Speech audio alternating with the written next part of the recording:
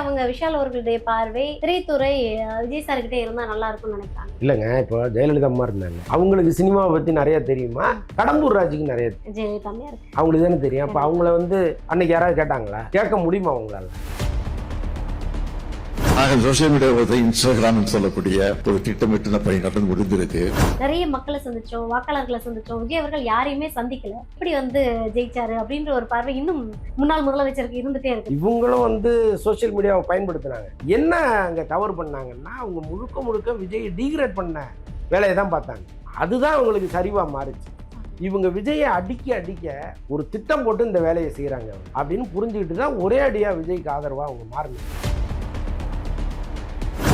இது போக ஆதவர்த்தனங்கிறவே ஒருத்தர் இருக்கான். நீ தைரியம் திராணி இருந்தா பாரியாத்திரி சொந்திருக்க போட்டு பாப்போம். நான் அது ஒரிஜினல் தூத்துக்குடி பக்கம் வந்து சட்ட கிழிஞ்சிரும் பேசுறதா இருக்கட்டும், இல்ல கொளத்தூர் மக்களை வந்து கேடு கட்ட வாக்காளர்கள் பேசுறதா இருக்கட்டும், மீண்டும் நீங்க வந்து எம்எல்ஏவா ஜெயிச்சிருக்கீங்கன்றப்ப அந்த பொறுப்புணர்வோட செயல்படணும். இல்ல இந்த ஆத்திரக்காரனுக்கு புத்தி மட்டும் சொல்லுவாங்கல்ல, அந்த மாதிரி ஒரு நிலைமையில நிக்கிறாங்க அங்க. அதன் காரணமாக தான் இந்த வார்த்தைகள் எல்லாமே வந்து ரொம்ப தவறா அவங்க உச்சரிக்கிறாங்க. 60 வயதுக்கு மேற்பட்டவர்களை பதவியிலேருந்து தூக்குங்க, இளைஞர்களுக்கு வாய்ப்பு கொடுங்கன்றாரு. அப்போ டோட்டலாக இங்கே வந்து ஒரு பெரிய களையெடுப்பு நடக்க போகுது. டீ கடையில் உட்காந்து பேசினவங்க இன்ஸ்டாகிராமுக்கு வாங்கன்னா அவர் கூப்பிடுறாரு. இது எப்படி அணுகுமுறையா? இவர் ஜெயிச்சதுக்கு காரணம் வந்து முழுக்க சோசியல் மீடியா தான் நம்புறாங்க. அதுவே ரொம்ப தவறா இருக்கு. சொல்றாங்களே, அவங்க 2 வருஷம் 3 வருஷம் கூட விஜயால தாக்கு பிடிக்க முடியாது, மறுபடியும் ஆட்சி கவிழும் அப்படின்ற விஷயத்தெல்லாம் சொல்றாங்க. நீ 6 மாசம் நிம்மதியா நடத்திருப்பா போனாங்க. ஒரு மாநாடு போடுங்கன்னாங்க. இப்போ 234 தொகுதியிலே எம்எல்ஏக்களை நிறுத்துங்கன்னாங்க. இவ்வளவும் சொல்ல அவர் எல்லாத்தையும் தாண்டி வந்துட்டே இருக்காரு. இப்ப என்ன சொல்றாங்க? 2 வருஷம் நடத்தி பாருங்கிறாங்க. 5 வருஷம் நடத்திட்டா என்ன பண்ணுவாங்க? பல இடங்கள்ல வந்து அவங்க மூடுன்னு சொன்ன டாஸ்மாக்லாம் மூடாம இருக்குது அப்படின்ற ஒரு செய்திகளையும் பரப்ப ஆரம்பிச்சிட்டாங்களே. அப்போ நீங்க கால அவகாசம் கொடுக்கணும். ஒரு வீடை காலி பண்ணிட்டு இன்னொரு வீட்டுக்கு போறதுக்கே அவ்வளவு பாடுபடுறோம், ஒரு தனி வீடு. அப்போ ஒரு அரசு இவ்வளவு பெரிய திட்டத்தை பண்ணணும்னா அதுக்கு ஒரு அவகாசம் கொடுக்கணும். நேற்று விஜய் அறிவிக்கிறாரு, இன்னைக்கு காலையில போய் கடவாசல் இன்னும் பூட்டாட்டிட்டு இருந்தீங்க. 1000 ரூபாய் வங்கி கணக்குல போட்ட உடனே 1000 ரூபாய் தான் போட்டிருக்கீங்க, இன்னும் 2500 இல்லைங்க, அவர் பதவியா இருக்கும்போதே சொல்லிட்டாரு, எனக்கு கொஞ்சம் டைம் கொடுங்க, நான் ஒண்ணா நிறைவேற்றுறேன், இங்க என்ன நடந்திருக்கு அப்படிங்கிறதே எனக்கு தெரியல, முதல்ல நான் பார்க்கணும். இவ்வளவு ஒரு மனுஷன் தெளிவா சொல்லியிருக்காரு. நீங்க 2வது நாளே இதை ஆரம்பிச்சீங்கன்னா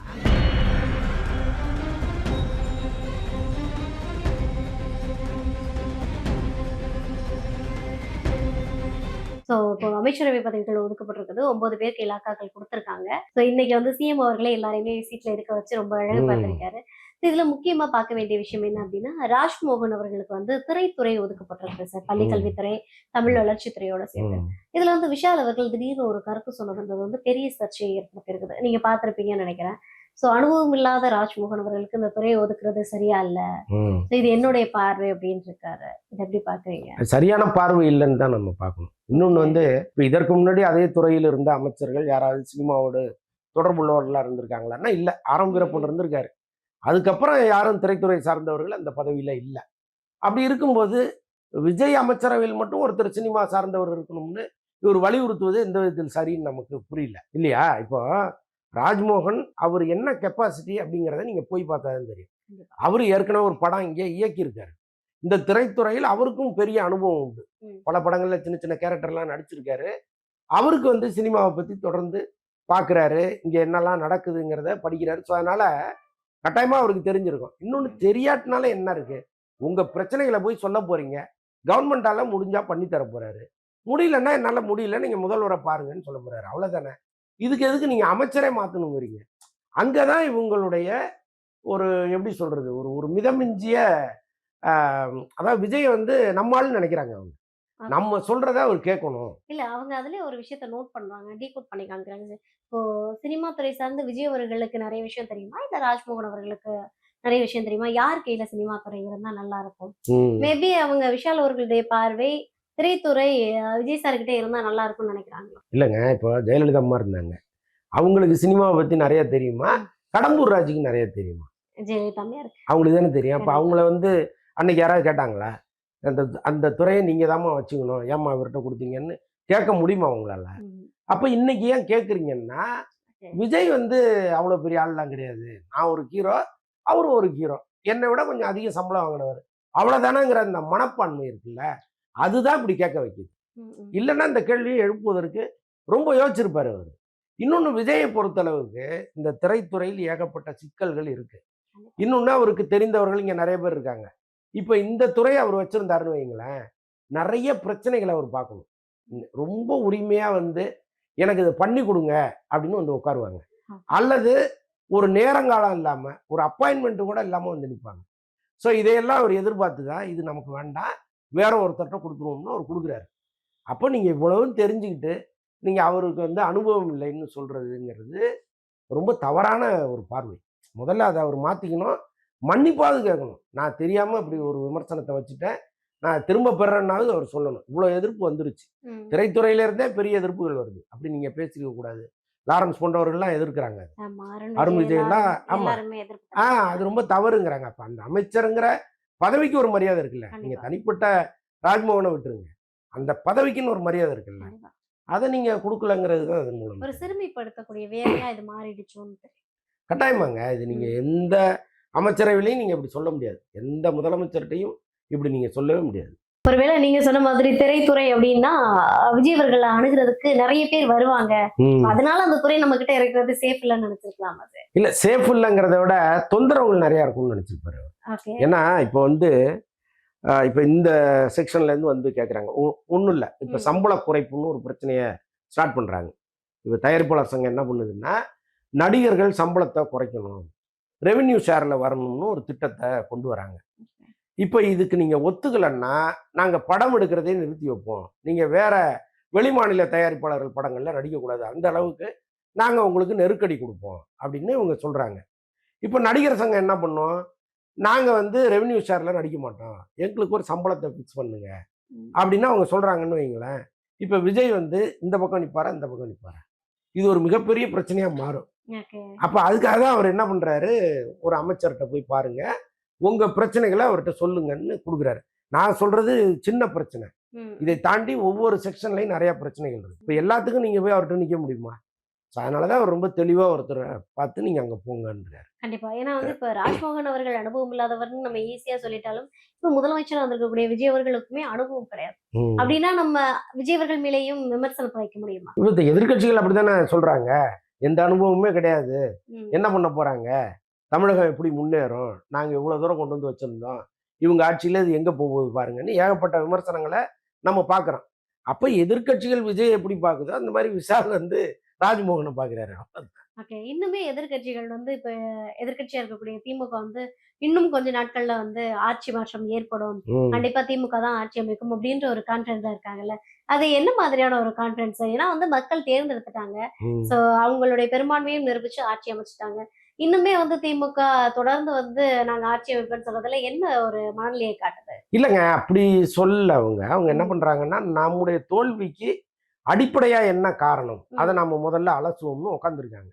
இன்னொன்று, கட்சியில் வந்து இப்போ 60 வயதுக்கு மேற்பட்டவர்களுக்கு பதவி வேண்டான்னு இப்போ எழிலன் போன்ற சட்டமன்ற உறுப்பினர்லாம் ஸ்டார்ட் பண்ணிட்டாங்க. இதை வந்து நாம் சரி பண்ணணும் அப்படின்னு ஒரு பாட்டெல்லாம் போட்டு ஒரு ஹிண்ட்டு கொடுக்குறாரு. இந்த 60 வயதுக்கு மேற்பட்டவர்களை பதவியிலேருந்து தூக்குங்க, இளைஞர்களுக்கு வாய்ப்பு கொடுங்கன்றாரு. அதே எண்ணம் தான் முன்னாள் முதல்வருக்கும் இருக்குது.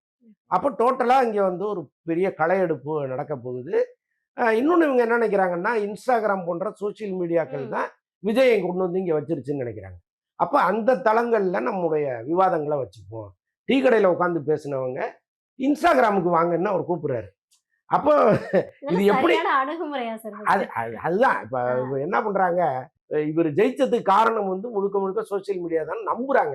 அதுவே ரொம்ப தவறா இருக்கு. அப்படி கிடையாதுங்கிறத முதல்ல அவங்க புரிஞ்சுக்கணும். அங்க வந்து அவங்க பயங்கரமா சண்டை போட்டுக்கிட்டாங்க. ஒரு கட்சியை இன்னொரு கட்சி வந்து சண்டை போடுறதுக்கு அது ஒரு வசதியான தளமா இருந்ததே தவிர அதுதான் முழு வெற்றிக்கும் காரணம்னு நம்ம சொல்ல முடியாது. விஜய் கேட்டா கூட அப்படி சொல்ல மாட்டாரு. ஸோ அப்படி இருக்கும்போது இவங்க எப்படி அப்படி யோசிக்கிறாங்கலாம் நமக்கு புரியல. பட் இருந்தாலும் அவங்க தோல்வியை எப்படியாவது வந்து இதோட முடிச்சுட்டு நம்ம வெற்றி பாதையை நோக்கி நகரணும்னு நினைக்கிறாங்க. அதற்கான அடிப்படை வேலைகளை அவங்க செய்கிறாங்க. விரைவில் தேர்தல் வரும்னு அவங்களும் நம்பல. ஒருவேளை தேர்தல் வந்துட போதோன்னு வேணா பயப்படலாம். ஏன்னா இப்போ நீங்க 2 வருஷத்துல ஆட்சியை கலைச்சிட்டு சொல்றாங்களே, அவங்க 2 வருஷம் 3 வருஷம் கூட விஜயால தாக்கு பிடிக்க முடியாது, மறுபடியும் ஆட்சி கவிழும் அப்படின்ற விஷயத்தெல்லாம் சொல்றாங்க. அதான் என்னன்னாங்க, ஒரு கட்சி ஆரம்பிக்கும் போது நீ 6 மாசம் நிம்மதியா நடத்திருப்பா போனாங்க, ஒரு மாநாடு போடுங்கன்னாங்க, இப்போ 234 தொகுதியிலையும் எம்எல்ஏக்களை முதல்ல வேட்பாளர். நிறுத்துங்கன்னாங்க. இவ்வளவும் சொல்ல சொல்ல அவர் எல்லாத்தையும் தாண்டி தாண்டி வந்துட்டே இருக்காரு. இப்ப என்ன சொல்றாங்க, 2 வருஷம் நடத்தி பாருங்கிறாங்க. 5 வருஷம் நடத்திட்டா என்ன பண்ணுவாங்க?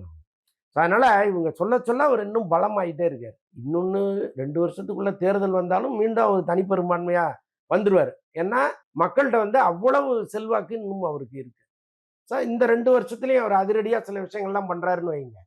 இன்னும் சொல்ல போனா இப்ப சமீபமா அவர் பண்ண பல விஷயங்கள் மக்களுக்கு பெரிய ஆச்சரியத்தை ஏற்படுத்துது. முக்கியமா இந்த டாஸ்மாக் விவகாரத்துல அவர் பண்ண எல்லா விஷயமுமே அவங்களுக்கு வந்து ரொம்ப ஹாப்பியா இருக்கு. அடடா, ஒரு தலைவர்னா ஒரு முதல்வர்னா இப்படிதானே இருக்கணும் அப்படிங்கிற அளவுக்கு பேசுறாங்க. அவரு வந்த உடனே மூடின அந்த 717 கடைகள், அப்புறம் அந்த பெண்கள் பாதுகாப்பு குறித்த விஷயங்கள், அப்புறம் அந்த போதை கலாச்சாரம் அதுக்கு வச்ச முற்றுப்புள்ளி, அதுக்கான அந்த அதிகாரிகளை முடுக்கி விட்டது, இது எல்லாமே வந்து அவரை மேலும் ஒரு ஹீரோவா இங்க மாத்திக்கிட்டே இருக்கு.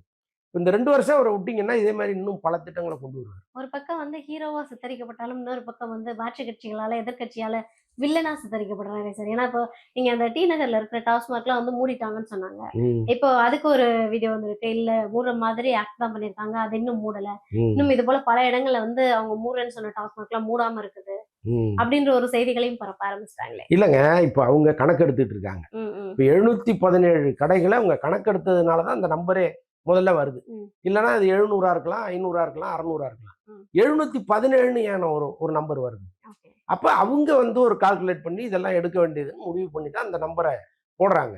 அப்போ நீங்க கால அவகாசம் கொடுக்கணும். இப்போ ஒரு வீடை காலி பண்ணிட்டு இன்னொரு வீட்டுக்கு போறதுக்கே அவ்வளவு பாடுபடுறோம், ஒரு தனி வீடு. கண்டிப்பா. அப்போ ஒரு அரசு இவ்வளவு பெரிய திட்டத்தை பண்ணணும்னா அதுக்கு ஒரு அவகாசம் கொடுக்கணும். நேத்து விஜய் அறிவிக்கிறாரு, இன்னைக்கு காலையில போய் கடவாசல் இன்னும் பூட்ட ஆட்டிட்டு இருந்தீங்கன்னு அது எப்படி சரியா இருக்கும்? இப்ப இவங்க இதுதான் பண்றாங்க. ம், இது பாரு, இது நேத்தி சொன்னாங்க இன்னைக்கு நடக்கலையே ம். அப்படிங்கிறாங்க. அதனால அவருக்கு கொஞ்சம் டைம் கொடுக்கணும். ரொம்ப நெருக்கடி கொடுத்துட்டு இருக்காங்க. இல்ல நேத்து சொன்னாங்க இன்னைக்கு நடக்கலன்ற விஷயம் வந்து இன்னொரு விஷயத்துலயும் அப்ளிகபிள் பண்ணாங்க. என்ன அப்படின்னா நீங்க பாத்திருப்பீங்க, மகளிர் உதவித்தொகை இன்னும் கொடுக்கல அப்படின்னு. ம். 1000 ரூபாய் வங்கி கணக்குல போட்ட உடனே 1000 ரூபாய் தான் போட்டிருக்கீங்க, இன்னும் 2500 கணக்குல. இல்லைங்க, அவர் பதவியா இருக்கும்போதே சொல்லிட்டாரு, ம், எனக்கு கொஞ்சம் டைம் கொடுங்க, கண்டிப்பா. நான் ஒண்ணு ஒண்ணா நிறைவேற்றுறேன். ம், இங்க என்ன நடந்திருக்கு அப்படிங்கிறதே எனக்கு தெரியல, முதல்ல நான் பார்க்கணும். இவ்வளவும் ஒரு மனுஷன் தெளிவா சொல்லியிருக்காரு. ம், நீங்க 2வது நாளே இதை ஆரம்பிச்சீங்கன்னா, இப்ப பாருங்க, 15ஆம் தேதி தான் அந்த டேட் மகளிர் உதவித்தொகை போடுறது. 13ஆம் தேதியிலேருந்து ஆரம்பிச்சிட்டாங்க. போடுறீங்களா இல்லையா, போடுறீங்களா இல்லையா. yes. அப்போ 15ஆம் தேதி வரைக்கும் கூட உங்களால பொறுமையா இல்லை. ம், ம். 15ஆம் தேதி உங்க அக்கௌண்ட்ல பணம் இல்லைன்னா நீங்க 16ஆம் தேதி கேட்கறதுல நியாயம். 13ஆம் தேதியே குரல் கொடுத்துட்டு 15ஆம் தேதி ஒரு பணம் போட்ட உடனே என்னாலதான் போட்டாரு, நான் சொல்லலைன்னா அது வந்திருக்காதுங்க. ம், ம். அப்ப இது இந்த அரசியல் எவ்வளவு ஒரு மலிவான அரசியல் இருக்கு. இல்ல அந்த 1000 ரூபாய் போட்டதுக்கு அப்புறமும் திமுக திட்டங்கள் தான் வந்து தொடர்ந்து அவங்களால செயல்படுத்த முடியுது. ம். திமுக திட்டங்கள் இருக்கிற வரைக்கும் திமுக அரசு தான் இங்க ஆட்சி பண்ணுது அப்படின்ற ஒரு விஷயத்த ஸ்டாலின் அவர்கள் சொல்றாங்க. இல்லைங்க, அதாவது அவர் இந்த திட்டங்கள் எதையுமே நான் நிறுத்த மாட்டேன்னு சொல்லிட்டாரு. இன்னைக்கு ம். பாருங்க, அம்மா உணவகங்களை புதுப்பிக்கிறதுக்காக ஒரு உத்தரவு போட்டிருக்காரு. சூப்பர். இப்போ இந்த அம்மா உணவகங்கள் மூடப்பட்ட பிறகு நான் கண்கூடா பார்க்குறேன், பல உதவி இயக்குனர்கள் கஷ்டப்படுறாங்க. இது அம்மா உணவகம் இருக்கும்போது அவங்களுக்கு வந்து ஒரு நாளைக்கு இந்த படத்துல பேட்டா கொடுப்பாங்க, ஒர்க் பண்ணீங்கன்னா ஒரு 50 ரூபா கொடுப்பாங்க. இந்த 50 ரூபா உங்களுக்கு 2 நாளைக்கு வரும் அம்மா உணவகத்தில். ஸோ அப்படி ஹாப்பியாக வயிறார சாப்பிட்டவங்க இங்கே இருக்காங்க, உதவி இயக்குனர்கள்.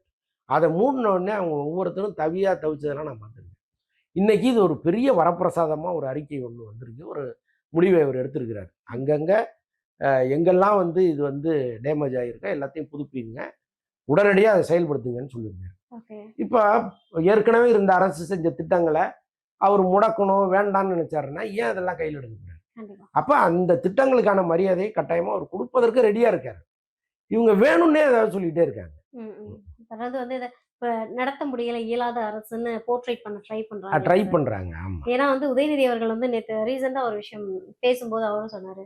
என்ன அப்படின்னா இது வந்து தாய் கழகம், குழந்தைங்க எல்லாம் வந்து கிளுகிளிப்பையை பார்த்து மயங்கி போற மாதிரி கவர்ச்சியின் பின்னாடி விஜய் அவர்கள் பின்னாடி போயிருக்காங்க. கண்டிப்பா எல்லாரும் மீண்டு தாய் கழகத்துக்கே வந்து வருவாங்க அப்படின்னு ஒரு விஷயத்த சொல்லியிருக்காரு.